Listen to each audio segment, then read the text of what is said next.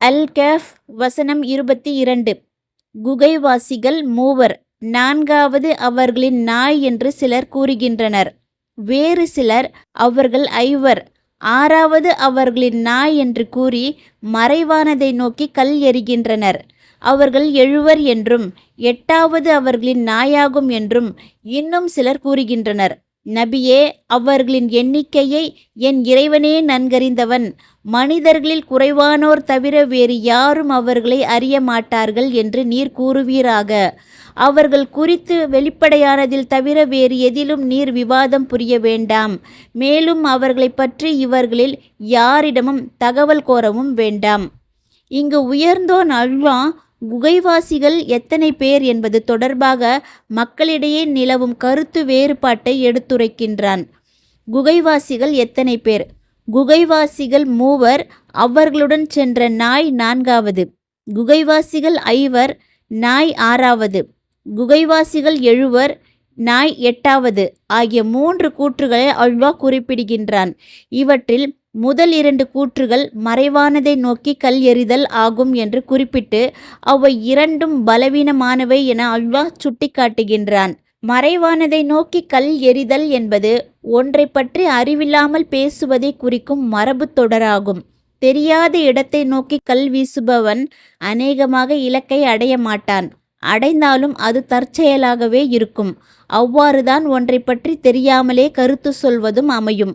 அடுத்து அவர்கள் எழுவர் எனும் 3வது கூற்றை குறிப்பிடும் அல்லாஹ் அதை விமர்சிக்காமல் விட்டிருக்கின்றான்.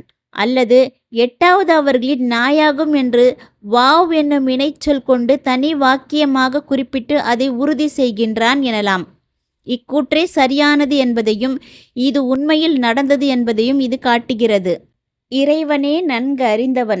அடுத்த தொடரில் நபியே, அவர்களின் எண்ணிக்கையை என் இறைவனே நன்கறிந்தவன் என்று நீர் கூறுவீராக என அல்லாஹ் கூறுகின்றான்.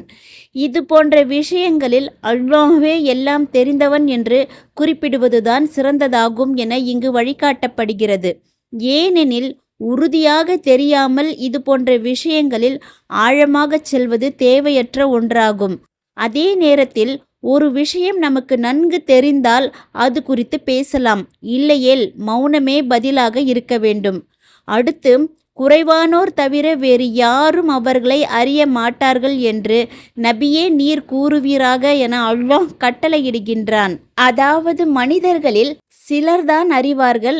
அல்லாஹ் கூறியுள்ள சிலரில் தாமும் ஒருவர் என குறிப்பிடும் இப்னு அப்பாஸ் ரதியல்லாஹு அன்ஹு அவர்கள் குகைவாசிகள் எழுவர் என்றார்கள்.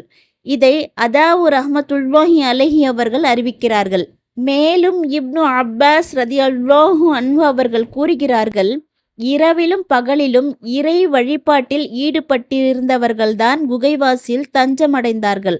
அவர்கள் அழுது கொண்டும் அல்லாஹ்விடம் உதவி கோரிக்கொண்டும் இருந்தனர். விவாதம் வேண்டாம். அடுத்த தொடரில் அவர்கள் குறித்து வெளிப்படையானதில் தவிர வேறு எதிலும் நீர் விவாதம் புரிய வேண்டாம் என்று அல்லாஹ் குறிப்பிடுகின்றான். அதாவது மென்மையாகவும் நளினமாகவும் மேலோட்டமாகவுமே விவாதம் புரிவீராக. ஏனெனில் குகைவாசிகளின் எண்ணிக்கையை தெரிந்து கொள்வதால் பெரிய அளவில் பயனேதும் ஏற்பட போவதில்லை. அடுத்து, மேலும் அவர்களை பற்றி இவர்களில் யாரிடமும் தகவல் கோரவும் வேண்டாம் என்று அல்லாஹ் உத்தரவிடுகின்றான். ஏனெனில் இது தொடர்பாக இவர்களுக்கு சரியான அறிவு கிடையாது.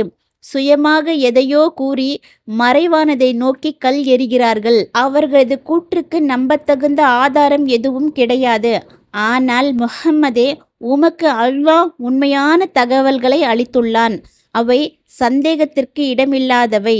இந்த வேதம் தனக்கு முந்தைய ஏடுகள், தகவல்கள் ஆகியவற்றை தீர்மானிக்கும் முதன்மையான வேதமாகும்.